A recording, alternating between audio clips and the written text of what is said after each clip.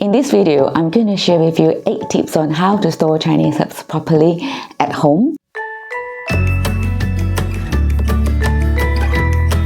Hi everyone, welcome to Chinese Herbal Pantry. My name is Shirley. I'm a Chinese medicine practitioner and a pharmacist in Australia. In this channel, I teach you how to use Chinese herbs at home effectively and most importantly, safely. How should we store our Chinese herbs at home properly? I often get asked this question. I'm sure many of you want to know the answers too. So let's get into it now. Make sure you stay till the end as I'm going to give you 8 practical tips on storing and labeling your Chinese herbs so you can use your Chinese herbs effectively and safely at home. If you worry you can't remember all the 8 tips, I also created a free PDF file for you to download. So please go to my website to get the download. I leave the link below in the description box, or you can see it on the screen here as well.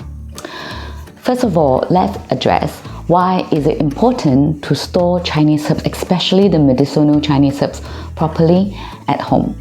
Appropriate storage of Chinese herbs helps to preserve their quality, efficacy, and potency. When you are taking your Chinese herbs, you want them to be in as good condition as possible so you can get the best benefit out of them. If they are not stored appropriately, their potency and freshness may be compromised. They may not be as tasty if you use them for cooking, or they simply go off.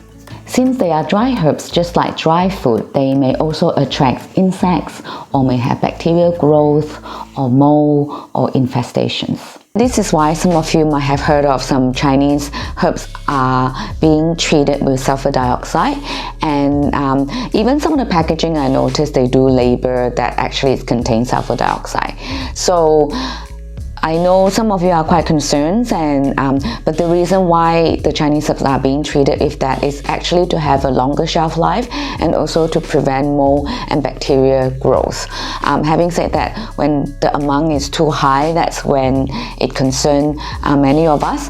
I won't talk too much in this video, and I'm going to make another video to go a little bit more detail in there. So please do make sure you subscribe to this channel and then click the notifications bell so when the video release you'll be the first to be notified. There are 6 main causes of degradation of Chinese herbs. They are: first, sunlight; second, heat; third, moisture or humidity; fourth, oxygen; 5th, time; and 6th is insects or little bugs. So if you can avoid all the above, in a way you are storing them correctly. For the purpose of storage, I would categorize Chinese herbs into 2 groups. The first is the completely dry herbs, and the second group is the sticky or moist herbs. This will help you to decide how to store your herbs. For example, the sticky moist herbs tend to be best kept in the fridge. Dry herbs usually okay in the pantry. Having said that, of course, no herbs are 100% dry. They do contain a small amount of water content, yet there are those that have a higher moisture in them. For example, red dates, goji berries, and longan fruits. A general rule of thumb is many fruits, berries, seeds, they usually fall into the moist or sticky herbs category. Some feel very sticky when you touch them, for example, many honey fried herbs. Yet, many other herbs probably mostly fall into the dry category, such as a lot of barks, roots, or branches. Please note this is only the general advice on storing some common Chinese herbs that are often used at home for cooking purposes or for simple home remedy. If you are unsure, or if you have very special herbs for very specific health issue, please always check with your local qualified Chinese medicine practitioner for their advice on the storage. Also, don't forget each country has very different weather conditions or climate, so you do need to make adjustment to the storage conditions based on the weather or the climate.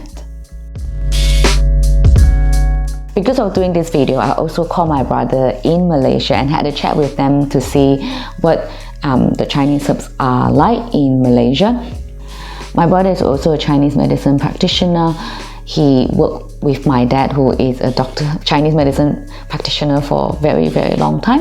And so as a family, we have a Chinese medicinal shop and Chinese medicine clinic in Malaysia. So out of curiosity, I asked them what kind of herbs you keep in the fridge. Because I haven't lived there for a long time, to my surprise, they also keep many dry herbs in the fridge. 當 Sam 靚字欠攝咧，放食槽就好少咯。尤其是靚字哦，靚字好容易生蟲啊，所以最好就放食槽，愛幾多就拿幾多出嚟用。當 Sam 咧，有咗冇放食槽咧，要時係驚有生蟲或者係變污啲啊，有變色。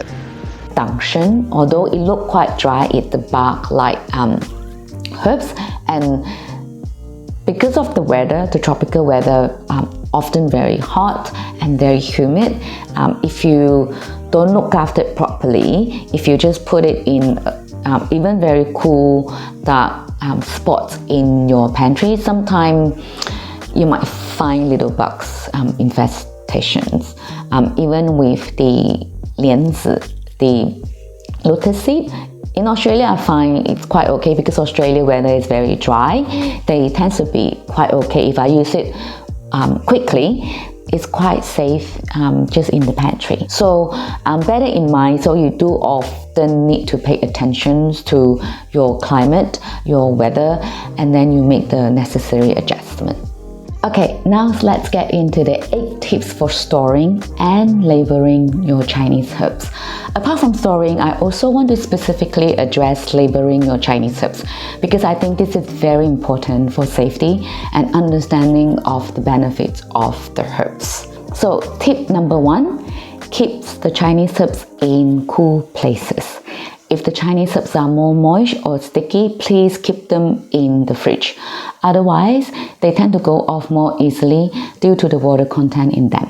If you are not sure, or if you do not use herbs too often or too frequently, or if you accidentally bought a very large amount, then maybe just best to keep them in the fridge, as you know you won't finish them that quickly. Tip number 2, keep herbs in dark places and avoid direct sunlight or light. Light and warmth increases the oxidative processes and promote mold or bacterial growth. Tip number 3, keep the Chinese herbs in a dry place or avoid being too near to moisture, such as the kitchen sinks. Similarly, moisture promotes mold or bacterial growth. Tip number 4, use airtight container or strong ziplock bag. This is not only to keep them fresh, it is also to avoid attracting insects or little bugs. Many herbs, especially that we use it for cooking, they can be quite sweet. So don't be surprised if you see little creatures if you don't keep them properly. Tip number 5, preferably keep your Chinese herbs in separate container unless they come in the mixtures of herbs such as the herbal soup pack. This is for safety purpose. If you mix your herbs, it can easily cause confusions or contaminations to other herbs. So I tend to have them in separate container. Also, some more sticky herbs, if you mix it with the dry herbs, and will make the dry herbs become moist and they can go off more easily too. This is also to prevent those herbs that with a stronger smell not to affect the smell or the taste of your other herbs if you don't intend to use them together. Tip number 6, label all your herbs correctly. Make sure you keep them very organized. I would strongly recommend labeling them with their names in the Chinese pinyin and the English common name. If you know Chinese, then best to also include the Chinese name.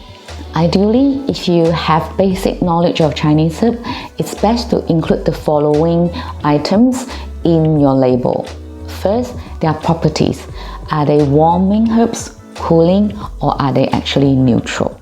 The flavor profile. Are they sweet, sour, bitter, or bland? And also, what are their standard dosage?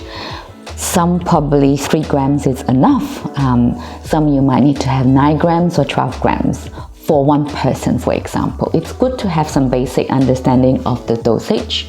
And also, what are the Chinese herbs are generally used for? For dry cough, for dry mouth, for helping to calm the shen, the spirit. And also, it's important to know the precautions when not to use them. Maybe best not to use if you have diarrhea, maybe best to avoid it if you have heat signs. I teach all this in my online course, yet you can also find this information online. Just make sure you go to a credible website or find a very good Chinese herbal textbooks. This is very important for safety as well as efficacy, so you won't use the wrong herb if they are labeled properly, if they are organized properly, and you also won't take the wrong dosage. If you label them properly, it's a great way to learn, to memorize, and save as a reminder when you need to use them. So for example, if the weather is getting very hot and you open your pantry, if you label them properly, you know what herb is more cooling, so it's a reminder for you, oh okay, I can take this herb for the summertime. That's one example. Tip number 7, make sure you visually check your herbs and smell the herbs before you use them or before cooking. Check the color. Also check if there's any little curvature, whether there is mold. Sometimes color change is not abnormal because, for example, color may become darker due to oxidation. However, if the color look a bit too odd or way too off, then there is a chance that the herbs has gone off. Make sure that you smell the herbs too. If you know the herbs have a certain smell, then but if you can't smell it at all, then it is likely it is losing its potency. Or if it just smells quite off, then probably it's time to throw them away. Tip number 8, check the expiry date. Check the expiry date if there is one on the packaging, of course. I also noticed many may not have expiry date. So if this is the case, treat it like a food. So it will have to base on your own judgment from tip number 7, which is to visually check your herbs and smell the herbs before you use it. Okay, so I hope all the above tips help, and I would love to hear how you store your Chinese herbs, or if you have any other tips to share with us here, or you have more questions, please feel free to leave the comments or the questions down below. I will answer every single one of them, although sometimes I can't answer them immediately. It might take me a couple of days or a few days. I do eventually get to each of them.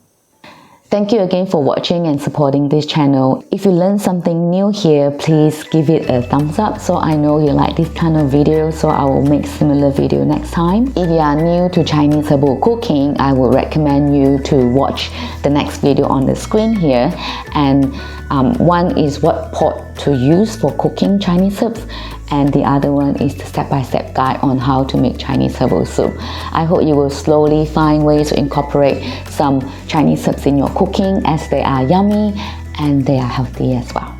Last but not least, no matter where you are now, please take very good care and stay safe. I'll see you in the next video. Thank you.